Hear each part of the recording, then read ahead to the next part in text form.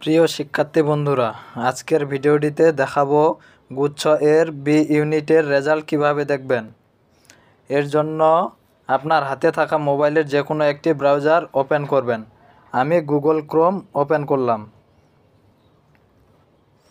এরপর সার্চ বারে লিখবেন জিএসটি অ্যাডমিশন, তারপর সার্চ করবেন।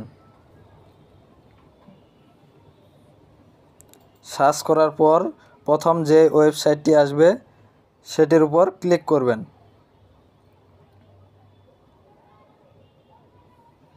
ক্লিক করার পর একটু নিচের দিকে যাবেন। নিচে যাওয়ার পর এখানে স্টুডেন্ট লগইন নামে একটি অপশন আছে, এই অপশনে ক্লিক করবেন।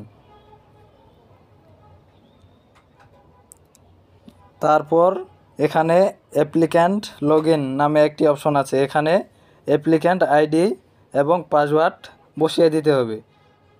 বসিয়ে দেওয়ার পর লগইনে ক্লিক করলে আপনার রেজাল্টটি চলে আসবে। রেজাল্টটি এখনও দেখা যাচ্ছে না, কিছুক্ষণ পরে দেখতে পারবেন।